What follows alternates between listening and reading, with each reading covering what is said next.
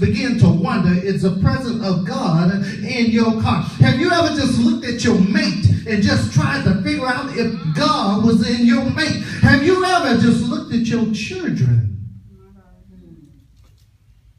and see that, is God in my children? Have you ever just looked at your church and say, is God in my church? Have you ever just looked at your deacons and say, is God in my deacons? Have you ever looked at your pastor and say, is God in my pastor? Well, let me just come down your street for a moment, because from what I'm told is that the same God that created everything is the same God today.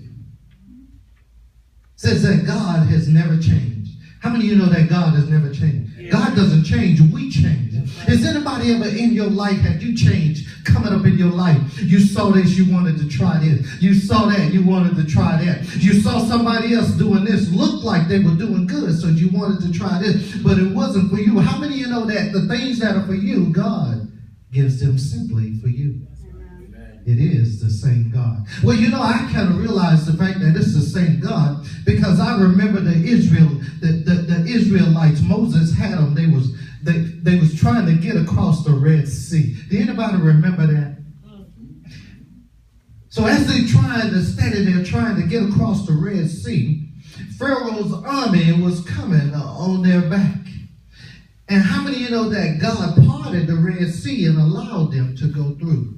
Yeah, I'm talking about the same God right now. I'm talking about the same God that got with Abraham and Sarah and allowed them to procreate at a latter part of life. I'm talking about the same God that Jacob had to wrestle with because he had issues. So he was trying to figure out how to conquer his issues. And so he had to wrestle with God in order to figure out where his issues lay. And so God says, Jacob says to God, I am not going to let you go. Come on now. It is the same God. Well, I just want to share 3 things with you, and I'm gonna rise up out of here, out of your way today, so that you can go. I know you got things that you want to do. Amen. So here's my question today. As I look at the text, I ask you one simple question. How do you know that he is the same God?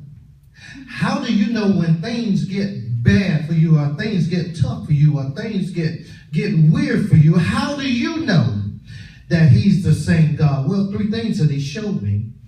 The first thing that he showed me, he said that he took me all the way to Genesis 40, and he showed me, he said that you have to have the right connection. As we look at Genesis 40, it tells us partially the story of Joseph. And it tells us how Joseph was thrown into prison, amen, on false pretense. Has anybody ever been talked about in false pretense? Have you ever been written about in false pretense? Have you ever been put on Facebook in false pretense? Have you ever been talked about on Twitter in false pretense? Have you ever been talked about at your church in false pretense? I'm just trying to see if anybody today that has had some false pretense. Well, I'm here to tell you that the same God that created everything is the same God that can help you, because he is the same God, and you need the right connection.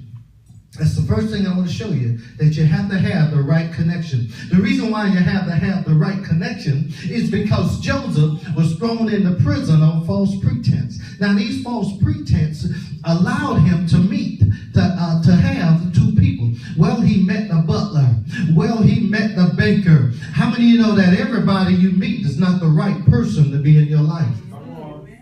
Amen. I'm just talking, listening for somebody who's praying today, because see, see, we've got to get on the same track. We got to get on the same track to understand that God is the same God regardless of what you're going through. You see, we try to change God to fit our mode. How many of you know God does not fit your mode? How many of you know that our mode cannot equate to the power of God? But yet we try to get God to fit into a little box like we want him to fit into, like what we fit into. But how many of you know that God does not fit in a box? And so when we're looking at the right connection, there's something that he showed me. He showed me that the right connection was not with the baker, but he showed me that the right connection was with the butler. Well, the story goes that Joseph was thrown in prison, and as he was thrown in prison, he hung out with the baker and the butler. But when he got out of prison, they got out of prison. As they stood before the king talked about the bad things that the baker was doing. He talked about the good things that the butler was doing. When he talked about the good things that the butler was doing, it included Joseph. How many of you know when you have the right connection, how many of you know that God will give you the right things to do? How many of you know that God will lead you down the right path if you have the right connection? Well, as we continue the story, we begin to see that the baker was executed.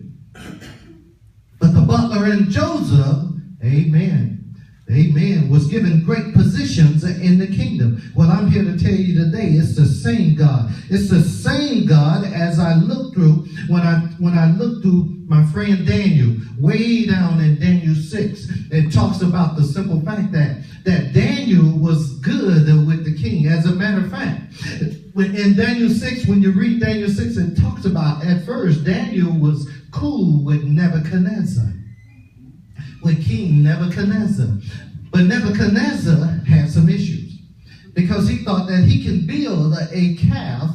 He thought that he can build a calf of gold that would be his God. But how many of you know that Daniel